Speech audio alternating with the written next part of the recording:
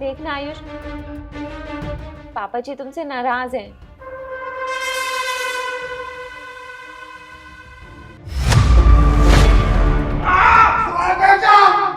अब उनकी भी क्या ही गलती है शिवानी, 1 साल से घर भी तो नहीं आया हूँ ना, उनका नाराज होना भी बनता है। कोई बात नहीं, मैं जल्दी घर आके उन्हें मना भी लूँगा। आयुष वैसे कब आ रहे हो तुम? अभी तो पता नहीं शिवानी, काफ़ी मीटिंग्स पेंडिंग है और काम का प्रेशर भी बहुत है। अच्छा चलो कोई बात नहीं है, आप अपने काम पे ध्यान दो। ठीक है शिवानी, रखता हूँ मैं। ठीक है आयुष। अब शिवानी और पापा को क्या पता कि मैं उनसे मिलने अगले हफ्ते ही आ रहा हूँ। मुझे देखेंगे काफ़ी खुश हो जाएंगे वो। चलिए जेठ जी, अब आयुष कुछ दिन तक तो नहीं आने वाले। तुम दोनों जो भी कर लो, लेकिन जैसे ही मुझे मौका मिला ना, मैं अपने बेटे को सब बता दूंगा। बताएगा तो तब ना, जब तुझे मिलने देंगे तेरे बेटे से। कुछ ही टाइम का मेहमान बचा है तू।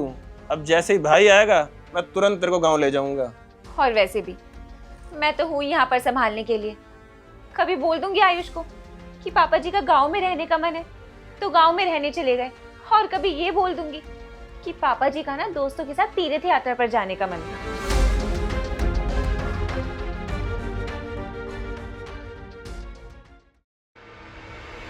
सरप्राइज।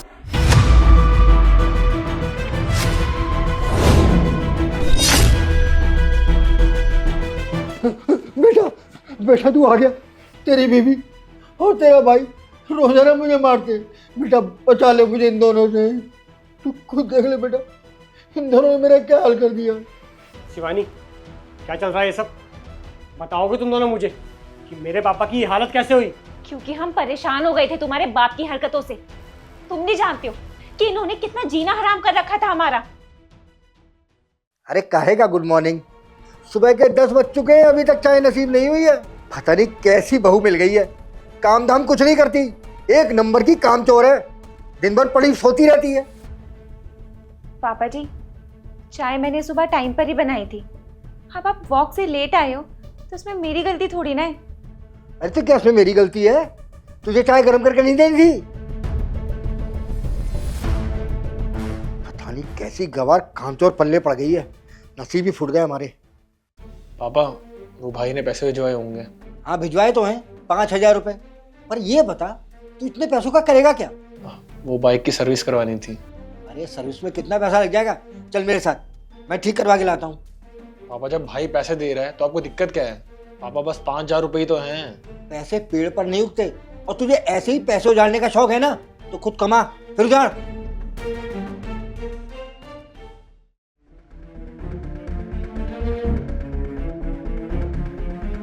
फोर 2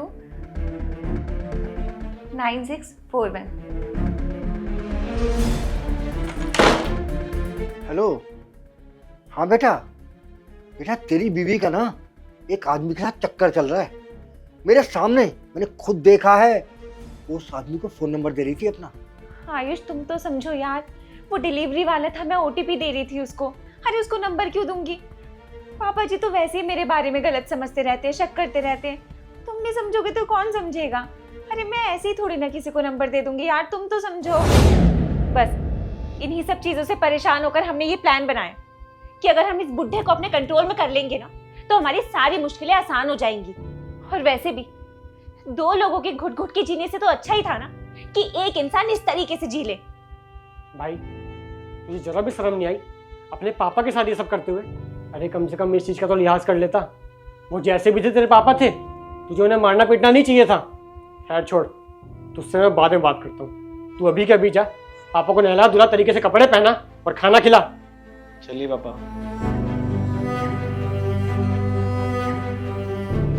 शिवानी, क्या था ये सब? तुम मेरे पापा के साथ इतनी घटिया हरकत करोगी, मैंने कभी सोचा भी नहीं था। तुम्हें कितना समझदार समझता था मैं। अरे मेरे पापा बूढ़े हो चुके हैं, तुम्हें तो कितना समझदार समझता था मैं। अरे विश्वास करता था तुम्हारे ऊपर, मुझे पूरा भरोसा था कि तुम मेरे पापा का बुढ़ापे में अच्छे से ख्याल रखोगी।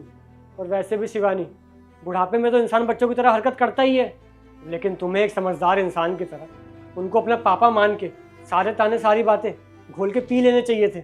और तुम्हें इन सब से फ़र्क नहीं पड़ना चाहिए था।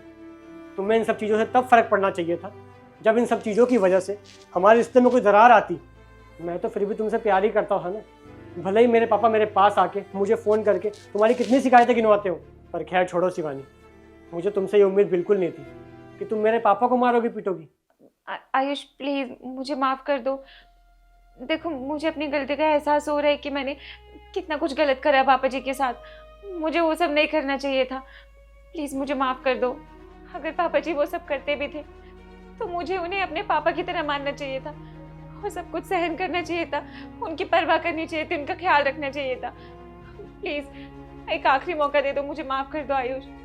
देखो शिवानी, ये कोई छोटी बात नहीं है, पर मैं ये जान चुका हूँ कि तुम्हें तुम्हारी गलती का एहसास हो चुका है, और मैं ये भी जानता हूँ कि तुम एक कितनी अच्छी लाइफ पार्टनर हो, इसलिए मैं तुम्हें आखिरी मौका दे रहा हूँ। लेकिन शिवानी, मैं अपने पापा को लेकर अब तुम्हारे साथ नहीं रह सकता।